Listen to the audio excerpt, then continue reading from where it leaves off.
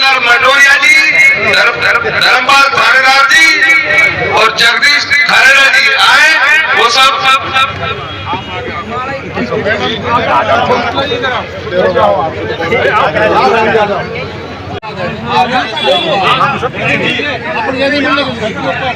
आदरणीय कोचर साहब भी हमारे बीच में है।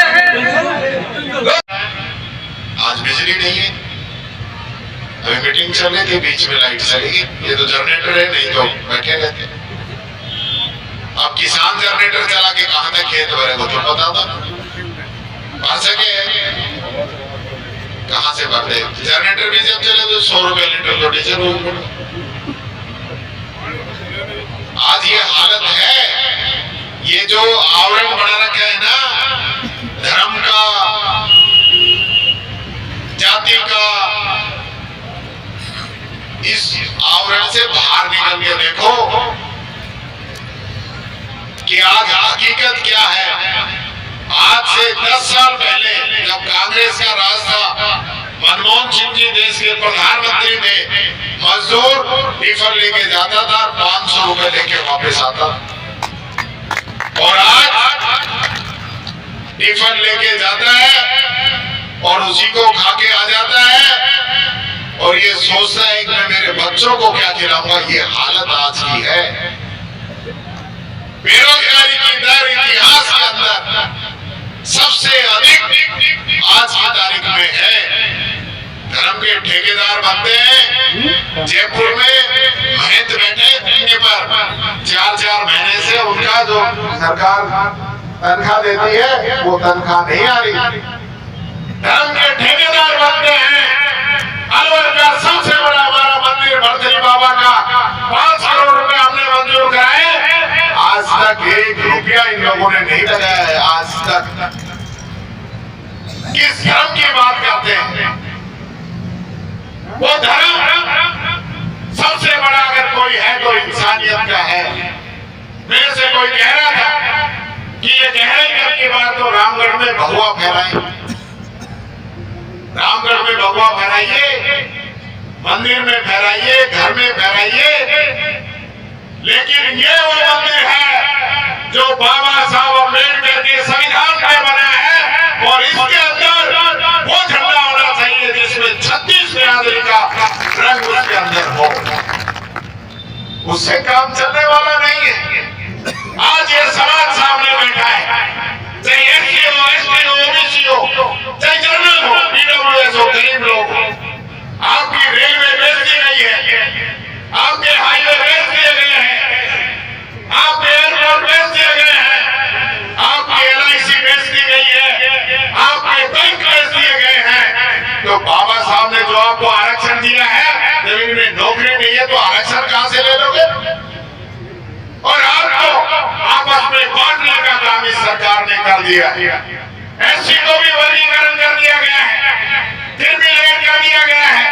पिछले 10 साल में आज भी एससी की पोस्टें खाली पड़ी हैं और हमें आपस में लड़ाकर हमारी और पोस्टें खाली जाएंगी और आने वाले समय में भी हमारे जो बच्चे हैं आज बाबा साहब के आरक्षण की वजह से यहाँ तक पहुंच नहीं पाएंगे। ये बात कहना चाहूँ।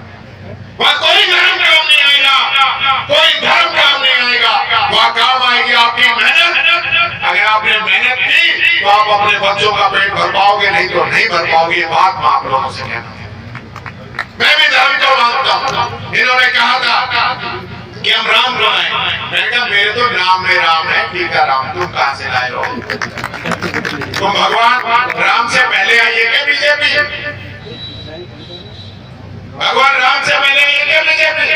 और जब ये बड़ी बड़ी बात करने लगे तो मैं बताता हूँ आपको, रामपुर के अंदर बीजेपी हारी है, रामटेक के अंदर बीजेपी हारी है, रामेश्वरम में बीजेपी हारी है, बद्रीनाथ में बीजेपी हारी है, और तो और जहाँ भगवान श्री राम का मंदिर बना है वहां पे बीजेपी हारी है। अयोध्या के अंदर ये बात आप लोगों से कहना चाहते हैं। आप बाघों की जो मौत की बात कर रहे थे, देखिए रणथंभौर के अंदर एक बाघ की हत्या कर दी गई है और मानव और बाघों का जो संघर्ष है, इससे पहले लेपर्ड का था, अब बाघ का हो गया और 35 से ज्यादा बाघ गायब है हमारे राजस्थान के अंदर। तो आज ये बड़ा गंभीर विषय है और इसकी सरकार ने 3 लोगों की कमेटी बना के तीसरी कर ली। मैं कहना चाहूंगा इसकी न्यायिक जांच हो, हाई कोर्ट के रिटायर्ड जजों से इसकी जांच कराकर, और मैं समझता हूं इस पे कार्रवाई होनी चाहिए।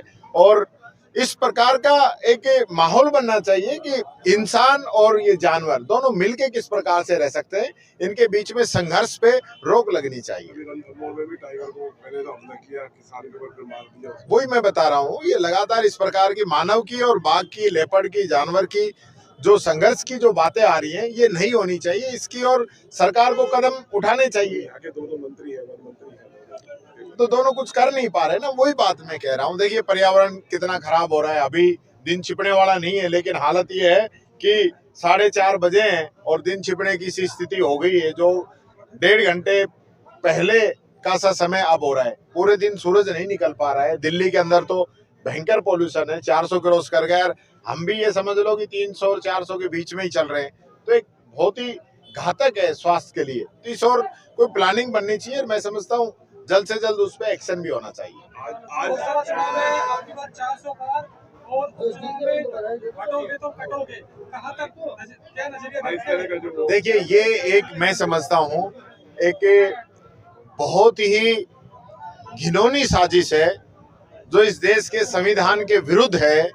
देश का संविधान सबको समान रूप से बात रखने की आजादी देता है, काम करने की आजादी देता है। और आज जिस प्रकार से मैं देख रहा था, अभी दीपावली के अंदर एक मैसेज चलाया गया कि दीपावली की खरीदारी उनसे कीजिए जो दीपावली मनाएंगे। मैं कहना चाहूंगा हमारे व्यापारी भाई जो हमसे खरीदारी करके ले जा रहे तब दीपावली मना पा रहे हैं। आज ये इस प्रकार का जो व्यापारी वर्ग है उसको तो 36 बिरादरी आ रही है ना, और ये एक संघर्ष ऐसा हो जाएगा कि आने वाले समय में जिनकी संख्या कम है फिर वो बैठे मक्खी मारेंगे। फिर आज तो हीरो होंडा वाला कह देगा मैं मेरी बिरादरी को ही दूंगा, कार वाला कह देगा मैं मेरी बिरादरी को दूंगा, और आप भी जो बाइट मेरे से ले रहे हो ये भी कहते हो हम बिरादरी की टीवी पे चलाएंगे। तो से बड़े अंतर से हम ये चुनाव जीतेंगे। और मैं ये कहना चाहूंगा कोई हेट स्पीच दे, कोई हिंदू मुस्लिम की बात करे, कोई किसी प्रकार का भ्रम फैलाए, ये चुनाव एक तरफा हो चुका है। जनता की सहानुभूति है, जनता का मन है, जनता विकास के नाम पे वोट देगी। जो 11 महीने की सरकार का फेलियर है उसके नाम पे वोट देगी। खाद नहीं मिल रहा है, बिजली नहीं है, पानी नहीं है, सड़कों का काम रुका पड़ा है, मुख्यमंत्री घूम रहे हैं, बच्चों को स्कॉलरशिप नहीं आ रही है, बेरोजगारों को बेरोजगारी भत्ता नहीं आ रहा है, बुजुर्गों को पेंशन नहीं आ रही है, विधवाओं को पेंशन नहीं आ रही है, दिव्यांगजनों को पेंशन नहीं आ रही है। वोट किस नाम पे लेंगे? सर बताएं, पहले तो सबसे पहले अमेरिका की सरकार बदली है, किस तरीके से देखते हैं भारतीय विदेश नीति के तहत? देखिए भारतीय जनता पार्टी और उनके जो प्रधानमंत्री हैं हमारे, वो क्या करते हैं कि वो जो भी कोई प्रधानमंत्री बनता है, राष्ट्रपति बनता है, जो भी है उससे पुराना संबंध निकालते हैं, वो पिछला जन्म वाला, और उनके सीधे जाके दौड़ के उनकी गोदी में जाके बैठ जाते हैं।